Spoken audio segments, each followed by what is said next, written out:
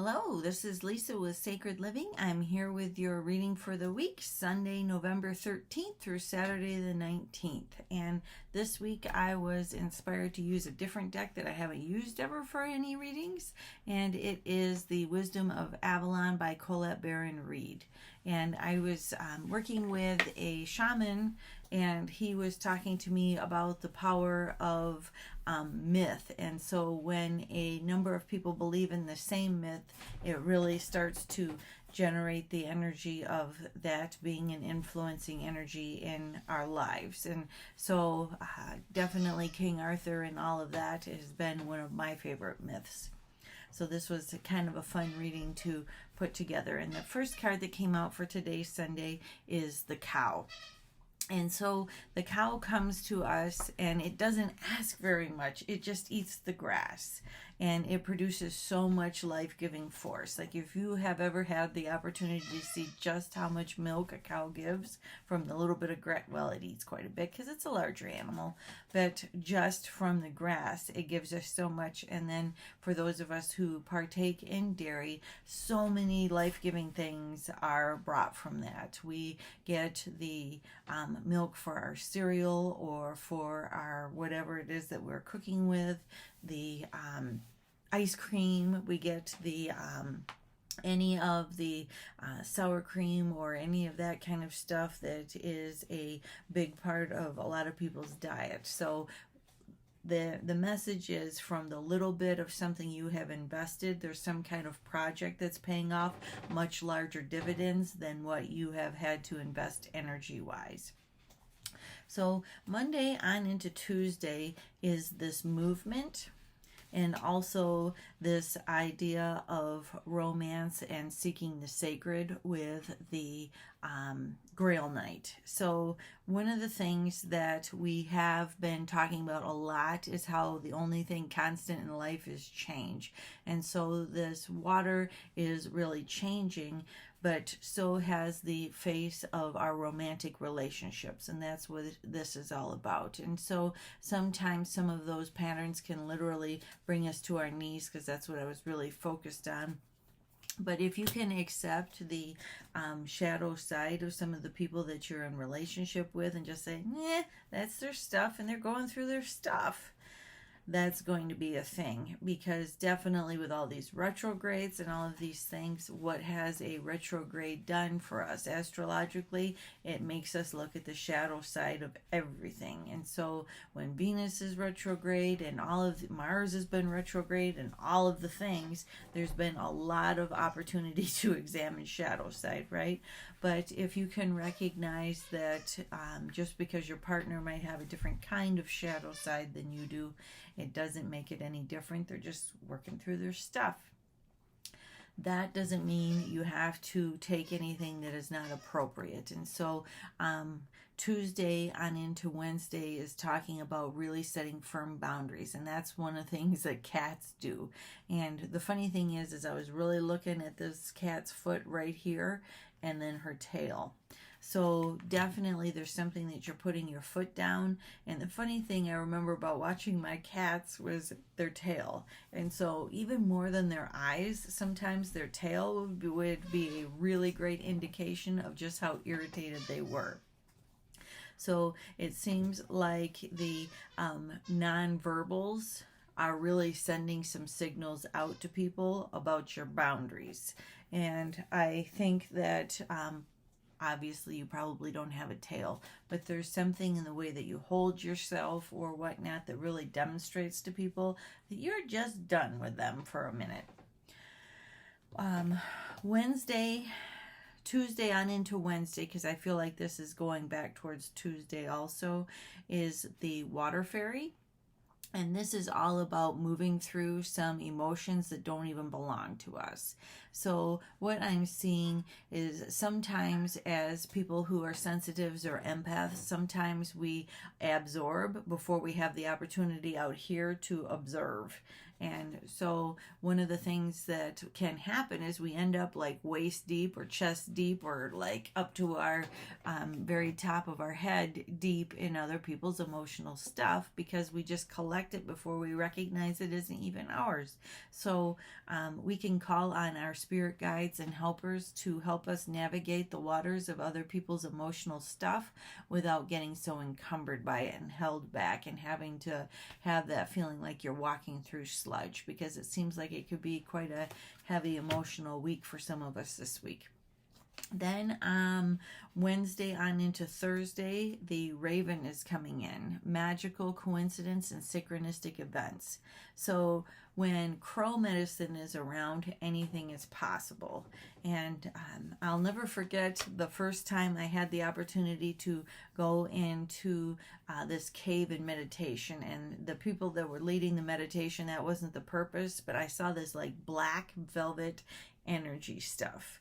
And I was like, that's pretty interesting. And so from other subsequent meditations, I have come to realize that that is where creativity sprung from in a few different places in the world. There's a cave like this in Australia. There's a cave in Africa. I'm not sure where else. Those are just the ones I've been to so far. But crow and raven medicine are a lot like that magical black. Anything can spring from it. And so there have been times in my life when I haven't really been owning my own ability to manifest in such a fashion, and the crows and the ravens just come out of nowhere. I even had one, I was coming out of work. It stood right in the path of my car until I watched it, and because they were just like, you're not seeing it, you're not seeing it. So this is really asking us to work with our raven and really understand where our power to manifest and like what is it that we can bring forward out of this magic energy. And then Thursday on into Friday, there is some really tougher energy to deal with, the wasp. And so a wasp, if it chooses to sting us, like that's the end of its life. But sometimes that energy is so tenacious that they would rather sting you and die than to figure things out in a more peaceful fashion. So it seems like there's some wasp people around you, so watch out for the sting. The other thing to keep in mind is it also has to do with anger and jealousy. So when I was looking at the little wasp house, I really had the sense that somebody is around you looking at what they have, and it just, to them, it isn't enough. And they're just angry about, in general, that they don't feel like what they have or who they are or what they do is sufficient enough. And so that's what they're coming with their stinger poised at you about. So if you can just recognize, that person is struggling with their lessons about being enough, that is going to really help you have a lot more peaceful response. And then Saturday is really cool. The horse medicine came out with butterfly. So horse is all about accepting help from another people, and also there's strength and stamina in horse medicine. And so when I was stepping into this, it reminded me of some things that my yoga instructor had told me, and I was lamenting that my body has a tendency to gain muscle weight and not lose the number on the scale as much as other people. And she says, you have slow twitch fiber. You can, you like an Arabian horse, you can just run and run and run and run and run, but you're not going to, the number, because that's just not how your body operates. And so the thing to keep in mind is, just because you can run and you have all this strength to do all of these things yourself, sometimes, like horse medicine, we have to allow others to carry us. So we have to really allow other people to step in and help us. And this is a really crucial, important step for us as we transform into what our potential is. And so I saw this butterfly literally turning around, because some of the butterflies that have these eyeball looking things on their wings It's a subterfuge so that they think anything that might eat a butterfly thinks it's facing the other direction. And so this is a turnaround for us, and it's necessary for our transformation. So that is something to keep in mind for the week. So this was a lot of fun for me to pull out this new deck. I hope that it really resonates with you and helps you with your week. And now I have your angels. So if you had Archangel number 1, you have Archangel Zadkiel. Teaching and learning. Archangel Zadkiel says, keep an open mind, learn new ideas, then teach these ideas to others. But what was really brightest to me was his pink robe. So the important thing isn't necessarily all that you know, because you know a ton, but it's always to cloak yourself in love. Really bring that packaging forward to people, because people don't care about what you know until they know how much you care.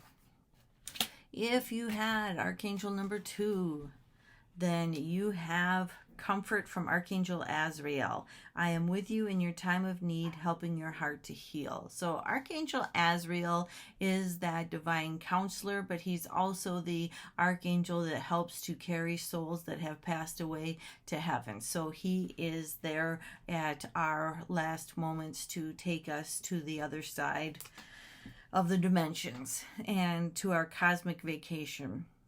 So he is there, and what was brightest to me was this gold of the crown. And so what is really important is ask for that help. When you find that you're just overwhelmed by grief, ask for Archangel Azrael to come and give you that divine comfort in your thinking, because the angels can really help a lot with that when we ask.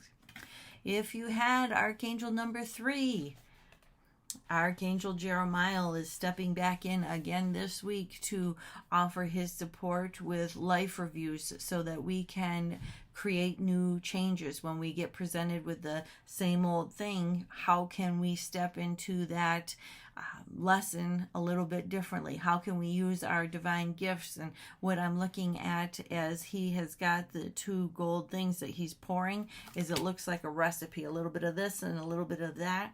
And so how can we use our gifts and talents a little bit differently in order to create a drastically different outcome, is how we can utilize Archangel Jeremiah this week. So thank you very much. I hope the reading helps you, and I hope you have a great week. Take good care.